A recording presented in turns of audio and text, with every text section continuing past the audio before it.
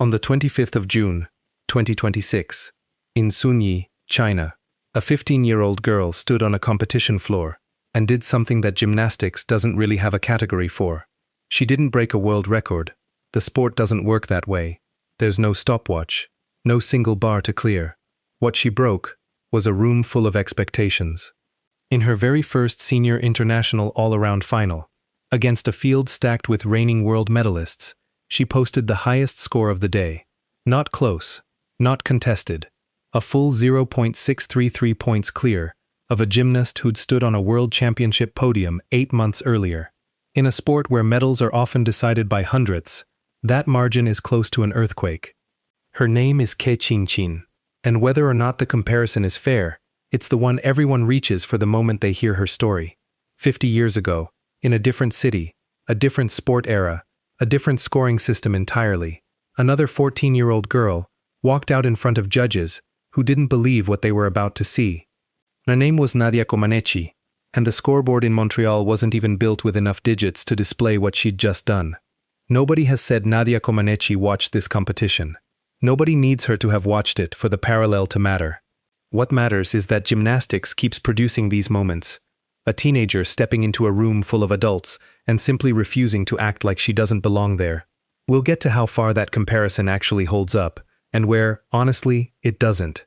But first you need to understand where Ke Qinqin came from, because it is nowhere close to where a future national champion is supposed to start. She was born in 2010 in Hubei province, to a family that would later move to Guangdong in search of steadier work. One more household swept up in the same migration that pulls millions of Chinese families every year from the country's interior toward its industrial south. They settled in Dongguan, a city known worldwide for its factories and its export lines, not for producing elite athletes. There was no gymnastics lineage behind her, no older sibling who'd already made a name in the sport, no coach in the family, no early scouting pipeline waiting to discover her. Just a working family trying to build a life in a new city, with a young daughter who happened to be unusually good at flipping through the air, a talent that revealed itself almost by accident, the way these things sometimes do, rather than through any grand plan laid out years in advance. She started formal training in September 2016, at 6 years old, in a local Dongguan gym. It's worth sitting with how modest that beginning actually was. Elite Chinese gymnastics is dominated by a small number of heavily resourced provincial programs, with decades of institutional muscle behind them, facilities, coaching pedigree, a track record of producing national team members generation after generation. A factory city with no gymnastics history simply doesn't compete with that on paper. Nobody watching a 6-year-old take her first tumbling class in that gym could have predicted where this would lead, least of all her parents, who had moved there chasing steady work, not a shot at Olympic glory. What followed wasn't a meteoric rise, it was a slow, deliberate climb, the only kind available to a gymnast without an elite pedigree behind her. In 2019, she joined the Shenzhen gymnastics team, a step up in competitive tier within Guangdong province, a sign that people beyond her original local club had started paying attention. Then, in late 2021, she earned a full spot on the Guangdong provincial gymnastics team, one of the country's stronger regional programs, and finally, real access to the level of coaching her talent had been quietly outgrowing for years. The results came, but they came gradually.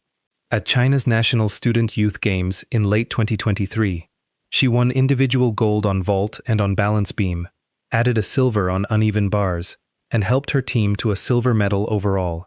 A genuinely strong showing for a 13-year-old, the kind of result that gets a kid noticed inside her own province. It was not, yet, the kind of result that gets a kid noticed anywhere else. Balance beam, in particular, was already starting to look like her signature event, a detail that wouldn't matter to anyone outside gymnastics circles for another 2 years, but would end up defining her when the stakes finally got real. Then came the Chinese Championships in 2024, the single toughest measuring stick in the entire sport. Every province's best against every other province's best. Junior and senior fields collapsed into one brutal event. Ke finished 6th in the all-around. A perfectly respectable result for a 14-year-old up against the deepest talent pool on the planet. And also, in a country that produces this much depth, exactly the kind of finish that quietly disappears into the background. One name among dozens of promising juniors, none of whom are guaranteed a senior spot, ever. For a family that had already uprooted itself once, chasing a better shot at things, 6th place at nationals probably felt like real, solid progress. It did not feel like the beginning of anything extraordinary. It couldn't have, because what came next hadn't happened yet. If you've ever wondered how many quiet, unremarkable 6th place finishes are sitting somewhere out there right now, about to turn into someone's breakout story, that's exactly the kind of thing I dig into on this channel. Gymnasts whose rise didn't look inevitable, until suddenly, all at once, it did. If that's the kind of story you want more of, this is a good moment to subscribe, because we are about to watch that exact shift happen in real time. 2025 is where everything turned. Ke won the all-around at the Chinese Junior Championships. She won it again at the Chinese Junior National Games. And then, in November, at the 15th National Games of the People's Republic of China, one of the largest, most competitive domestic sporting events the country holds, contested across every age category, roughly the scale and prestige of a national Olympics staged every 4 years. She produced a genuinely absurd medal haul. In the youth division, individual all-around gold, balance beam gold, uneven bars gold, vault gold, and a team gold with Guangdong. In the separate senior competition at the same games, she added an individual all-around title and a balance beam title, plus a team silver. Across both divisions, in a single event, as a 15-year-old, 5 golds and 2 silvers. 7 medals total, from one national competition, in 1 week. A workload that would flatten far more seasoned gymnasts, let alone someone who hadn't even reached senior eligibility on the international stage yet. Then 2026 arrived, and international eligibility did too. She opened her senior year at the American Cup, contributing scores on beam and floor to help the Chinese team take gold. A low-key but telling first taste of representing her country on foreign soil. Weeks later, at the FIG World Cup in Cairo, she went up against a genuinely stacked international field and walked away with a floor exercise gold and a balance beam silver, behind Kalia Nemur, one of the sport's brightest current stars. Losing to Nemur on beam wasn't a setback. It was a signal. It meant Ke Qinqin's beam scores were now being measured against the absolute best in the world, and she wasn't getting embarrassed by the comparison. In May, back on home soil at the 2026 Chinese National Championships, she and her Guangdong teammates took the team title, and she claimed the individual all-around crown outright. Officially, the reigning national champion of the deepest gymnastics program on the planet. That same spring, she was also named a 2026 New Era Youth Pioneer, a national honor that had nothing to do with a scoreboard, and everything to do with how visible she'd become, this fast, this young. And then came Zunyi. The Asian Championships field wasn't a soft landing for a senior debut. It included her own teammate, Ke Qinqin, the reigning World Championship all-around bronze medalist, and the reigning World Balance Beam champion. It included Japan's Nishiyama Misa, the junior World Floor Exercise champion. It included a sharp South Korean contingent, led by Hwang Seo-hyun. This was, by any honest measure, one of the toughest all-around fields Asian gymnastics could put together that year. Not a gentle introduction, the opposite of one. Ke competed all 4 events, 13.73 on vault, 14.4 on uneven bars, a massive 14.933 on balance beam, and 13.233 on floor. Final total, 56.299. Ke Qinqin, the reigning world medalist, finished at 55.666. Nishiyama Misa took bronze, more than a full point and a half further back.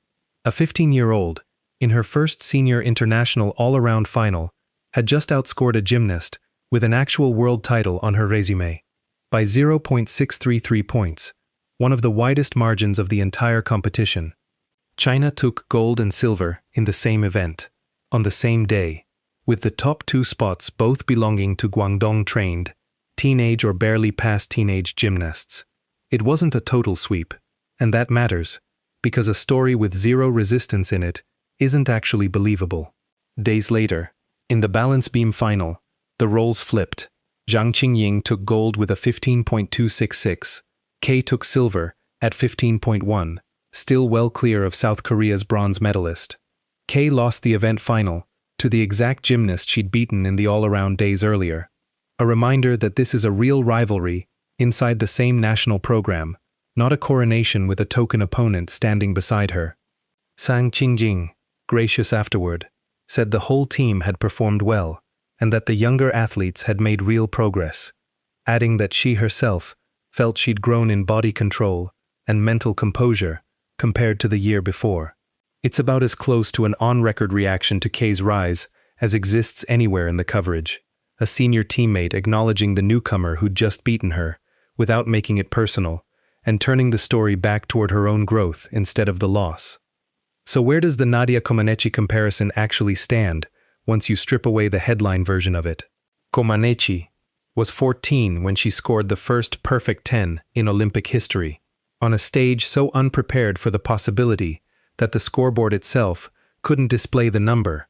It just read 1.00, because nobody who built that board had believed a 10 was something they'd ever need to show. She said in interviews since that she didn't fully understand what that moment meant until years later, and that meeting people it inspired, decades on, still catches her off guard.